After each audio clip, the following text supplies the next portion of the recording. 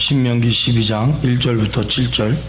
내 조상의 하나님 여호와께서 내게 주셔서 차지하게 하신 땅에서 너희가 평생에 지켜 행할 규례와 법도는 이러하니라.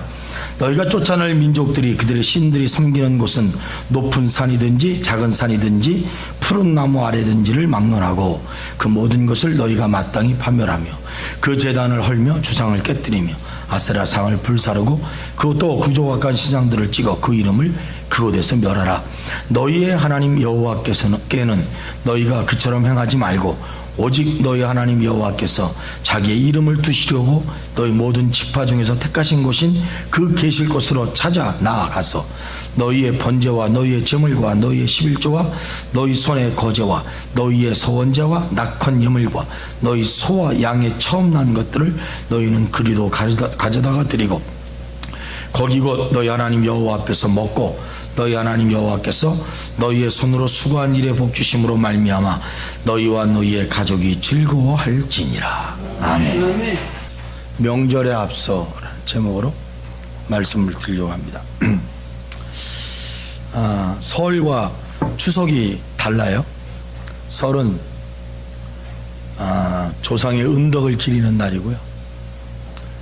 추석은 해것을 통해서 감사하는 날이에요. 그런데 여기에 중요한 게 하나 있어요. 우리나라 사람들은 불교 시대는 어떻게 고려 시대는 제가 잘 모르겠어요. 유교 시대로 넘어오면서 조상을 섬기는 나라가 됐습니다. 우리가 조상을 섬기는 나라가 돼서 돌아가신 조상님을 극진하게 모시는 그런 나라가 됐고, 그리고 명절이면 조상님들에게 제사를 지냅니다. 그래서 조상님들이 오시는 시간이 정해져 있어요. 제사 드리는 날 밥을 잡수시러 오신다. 그래서 사람들은 이런 말을 가끔 합니다. 조상신, 조상신. 이건 우리나라에만 있는 특별한 생각들입니다. 조상신. 물론 티벳이라는 나라도 보니까 조상신 얘기를 하더라고요. 중국은 잘 모르겠습니다. 한가위란 뜻이 뭘까 생각을 해봤더니 한가운데라는 뜻입니다.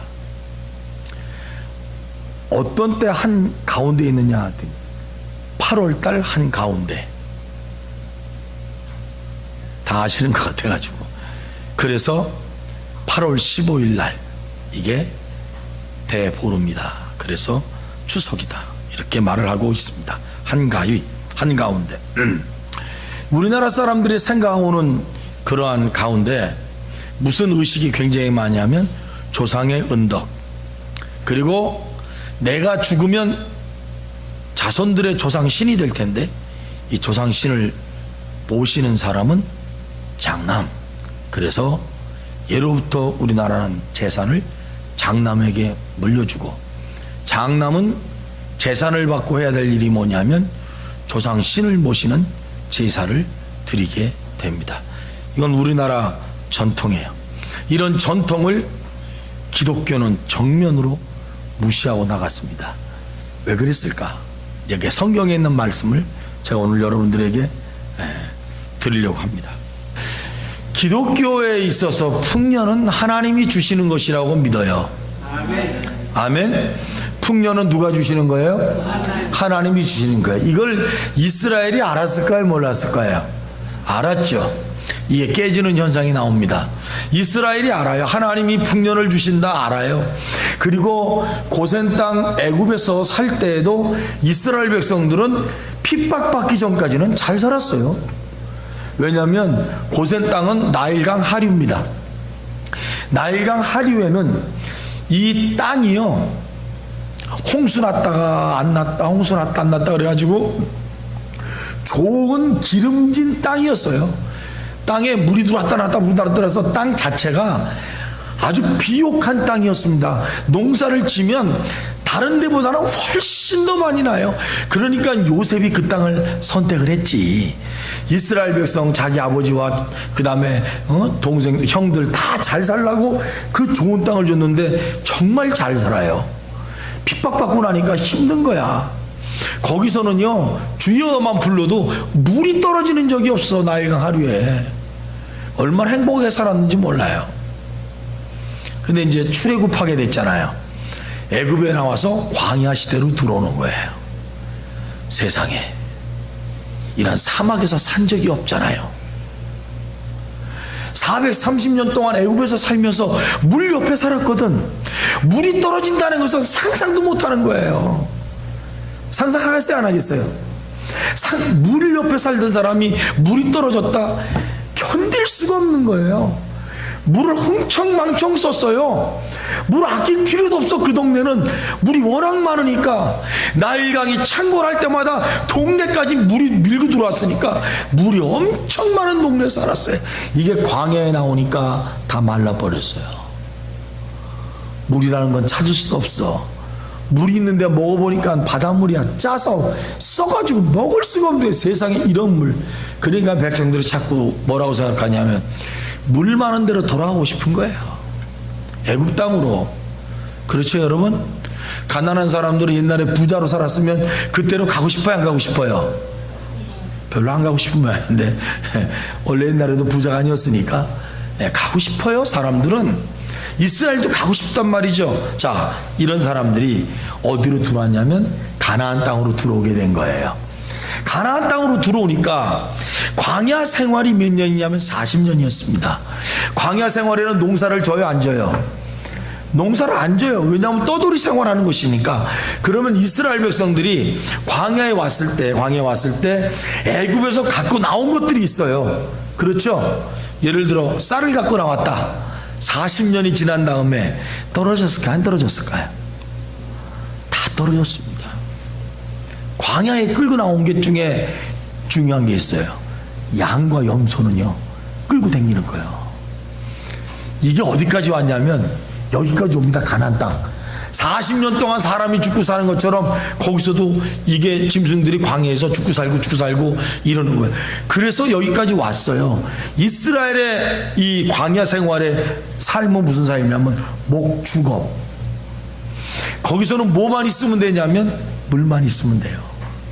그래서 물 때문에 고통스러울 때마다 모세를 원망하고 하나님께 부르짖고 물이 왔어요.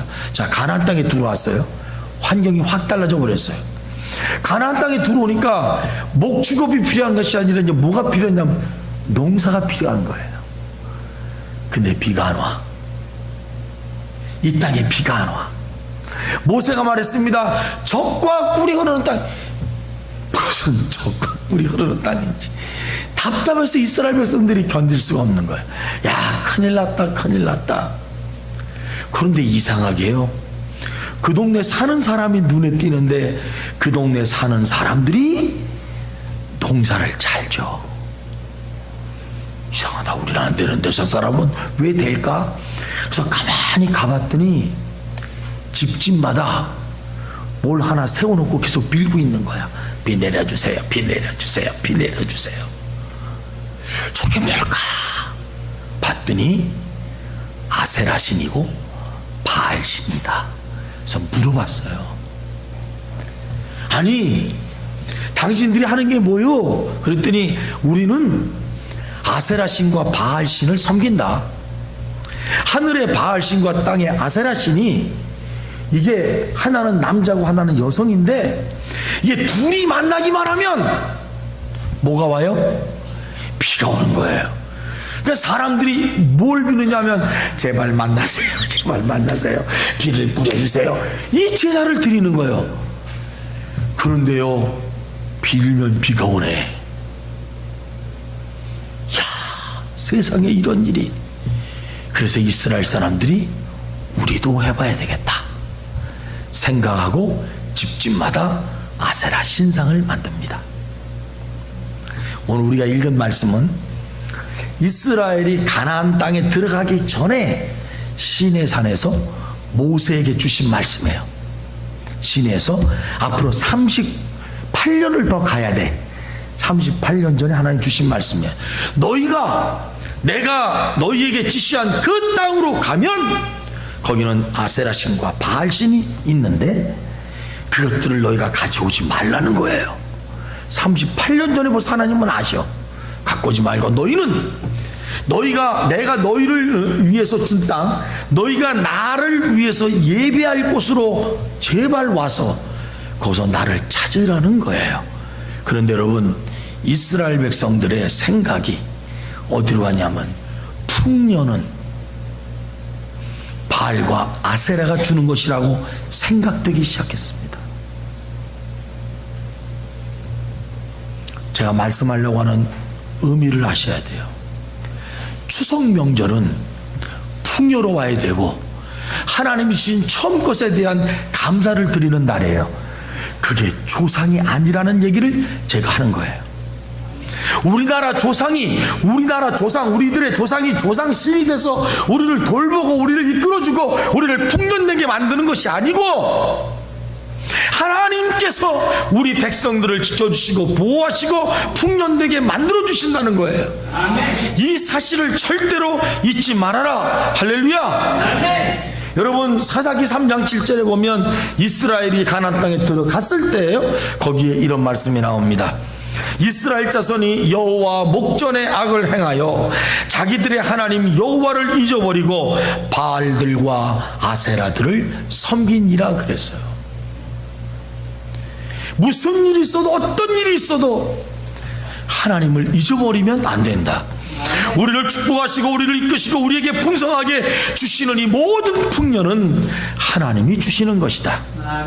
이 생각을 잊지 않으시기를 바랍니다. 그 생각을 잊어버리면 자꾸 뭐가 오느냐 하면 밖에 것들이 들어와요. 아세라가 눈에 보이고 자꾸 바알이 눈에 보여요. 여러분, 우리가요 힘들고 어려우면 돈을 빌려요. 그렇죠? 처음에는 이웃들에게 빌리다가 그것도 막히면 그 다음에 은행에서 빌리다가 그것도 막히면 사채 쓰다가 그래서 주저앉은 사람이 얼마나 많은지 몰라요. 하나님께는 안 와. 바로가 꿈을 꿨어요. 요셉이 꿈을 해몽해요. 내가 꿈을 꿨는데 소 7마리 나타나서 풀을 막 뜯어먹고 그 다음에 또 7마리 나타나더니 빼짝 말랐다. 도대체 이 꿈이 무슨 꿈이냐? 여러분 다 아시죠? 예? 이건 누가 꿨냐면 바로 왕이 꿨어요. 다른 사람들이 전부 다 해석을 하려고 그러는데 해석이 안 돼요. 그렇죠? 그런데 이걸 누가 해석을 하냐면 요셉이 해석을 합니다. 이게 기가 막힌 게 있어요. 기가 막힌 게 있어요. 이런 의심 안 가져요, 여러분? 저는 이렇게 생각합니다. 요셉이 진짜로 바로가 꾼 꿈을 알고 요셉이 그렇게 말을 했을까? 우리가 그렇게 생각하지 않아요. 요셉은 다 꾼 게 뭔지 알았다. 다른 해석 하나 할게요. 하나님은 요셉을 이스라엘의 수장과 애굽의 구세주로, 구원자로 세우기 위해서 하나님은 요셉의 말을 들으시고 요셉이 해몽한 대로 해주신 거예요. 어떤 게 맞는지는 나도 몰라. 그런데 전자는 우리가 다 알고 있는 거지만 후자를 생각했을 때 기가 막힌 거, 어느 날 하나님은 내가 해몽한 것을 하나님께서 이 말을 이루기 위해서 당신이 행하실 때가 있다는 거예요. 그래서 여러분, 우리 말을 좋게 하라는 거예요. 아멘? 말한 대로 된다. 그 말씀을 따르면 정말 요셉이 말한 대로 된 거예요. 물어보겠습니다. 요셉이 그 말했을 때 바로가 믿었을까요? 사람들이 믿었을까요? 여러분, 요셉이 언제 신뢰를 받았냐면 진짜로 그렇게 된 다음에 신뢰를 받는 거예요. 꿈을 해몽했다고 사람들이 다 믿어요? 만세! 믿어요? 천만의 말씀이에요. 그 꿈을 해몽했는데 그 꿈이 그대로 맞으니까 이게 그 사람이 올라가는 거거든요. 저 여러분들이 말을 해요. 좋은 말을 하는데 말할 때는 그냥 긍정적이구나 이렇게 얘기를 해요. 그런데 그것이 다 이루어진다면은 저 사람은 믿음 갖고 말하더니 그대로 됐네. 이렇게 되어지기를 축복합니다. 할렐루야. 할렐루야. 두 번째, 이스라엘이라고 하는 가족을 제가 보고, 우리나라 아까 제가 얘기한 얘기 좀 다시 한번 하겠습니다. 구체적으로 동아일보닷컴에서 가족이다라고 생각하는 사람이 배우자와 자녀, 내 남편과 내 자식, 내 아내와 내 자식이라고, 이것이 가족이다라고 생각하는 사람이 몇 명이냐 물어봤더니 2005년 때는 98.4%, 그리고 배우자는 가족이다라는 사람이 81.1%, 그리고 자녀까지 포함한다가 84.5%. 여기서 이제 부모는 가족이다라고 말했을 때 92.8%였다가 이번에는 77.6%로 떨어졌고, 그 다음에 배우자의 부모는 가족이다, 배우자의 부모는 가족이다 라고 물었더니 79.2%에서 50.5%로 떨어졌어요. 시어머니와 시아버지는 가족이 아니다라는 사람이 50%밖에 없어요. 처갓집 부모님을 내 가족이라고 생각하는 사람이 50%밖에 없다는 거예요. 별로 안 놀래죠? 그 다음에 할아버지 할머니, 할아버지 할머니는 가족이다 라고 말하고 표본조사를 해보니까 23.4%다. 할아버지 할머니는 이제 가족 축에도 못 들어요. 복 많이 받으십시오. 이게 설문조사 했어요. 물어봐가지고 그 다음에 배우자의 형제 자매, 이제 처갓집 식구들이 가족이냐 아니냐, 아니라는 거예요. 야, 이게 그러면서도 누가 돌아가시면 장인 장모님 거 다 타먹어요. 진짜예요. 현실입니다 이거. 그러면서 실질적으로는 가족이라고 취급다라는 세상이 돼버리고 말았다.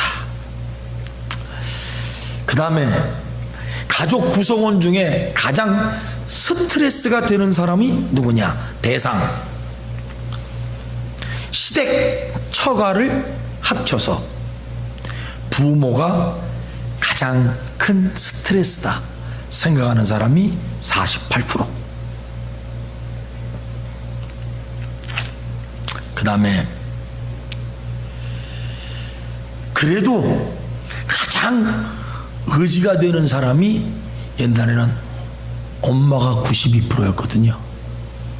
지금은 남편하고 아내가 66%.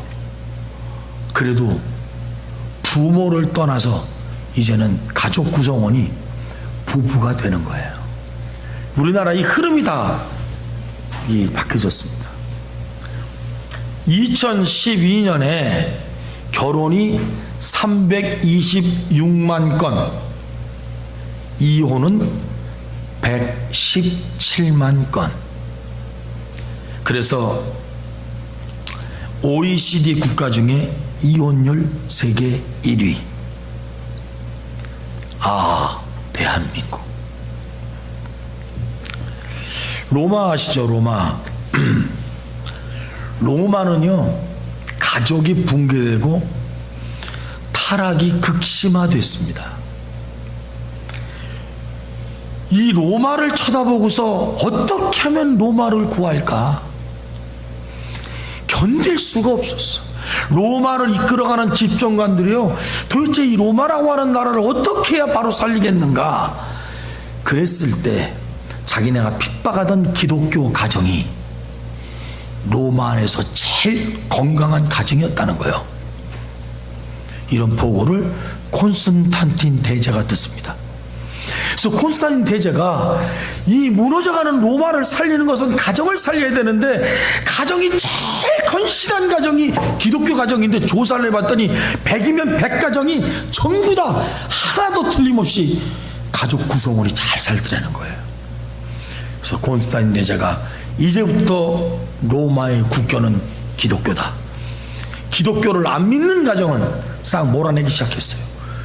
그래서 기독교가 로마의 국교가 되는 겁니다. 왜 그런지 아십니까? 가정을 살리기 위해서. 그래서 타락한 로마가 다시 새 힘을 얻고 우뚝 서게 되는 동기가 되는 거예요. 굉장합니다. 그러면 우리는 어떻게 가족을 생활화해야 될 것인가? 아침에 노아의 가정 얘기했으니까 노아의 가정처럼 하면 돼요. 뭘 또 얘기하겠어요? 중요한 것은 먼저 믿는 자들이 믿음의 본을 보여야 합니다. 믿는 자의 본을 보이지 못하면 안 돼요. 소고기 좋아하는 사람 내 거면 잘라서 주고, 송편 3개 남았으면 난 안 먹고 다른 사람 3명 먹으라고 하고. 우리가 믿음의 본을 보인다는 건 다른 사람보다 낮아지셔야 돼요. 돈 쓸 때 내가 더 많이 내고, 이씨야 내지 그냥 꼬서 내세요. 그래야 돼요. 누구 도와줄 일 있으면 내가 먼저 솔선수범하고, 교회 다닌다, 예수 믿는다, 좋은 소리는 혼자 다 들으면서 어려운 일들은 하나도 안 해. 그러니 전도가 되겠어요? 안 되죠. 갈라디아서 6장 10절에 이렇게 말씀됐습니다. 그러므로 우리는 기회 있는 대로 모든 사람들에게 착한 일을 하되 더욱 믿음의 가정들에게 할지니라. 이렇게 잘해서, 여러분, 오늘 말씀의 핵심이 추석은 하나님이 주시는 은혜의 날인데 조상 신을 섬기는 날이 아니라 하나님께 감사하는 날이 되는 것이고, 온 가족이 함께 하나가 돼서 그런 모습을 드려지면 하나님이 기뻐하시는 가정으로 축복해 주실 줄로 믿습니다. 기도드리겠습니다. 고마우신 하나님 아버지, 한가위 추석이 됩니다. 가족 공동체 더 든든하게 붙잡아 주시고, 조상 신들이 우리를 도와주는 것이 아니라 하나님이 우리를 돌보아 주셔서 우리가 은혜를 입고 산다는 것을 모든 가정이 깨닫게 하여 주옵소서. 서로 가족을 챙기게 하시고, 서로 또 사랑하게 하시고, 이웃들에게 아름다운 신앙인들의 본을 보일 수 있는 저희 성광교회 성도들 되게 하여 주시옵소서. 예수님의 이름으로 기도드립니다. 아멘.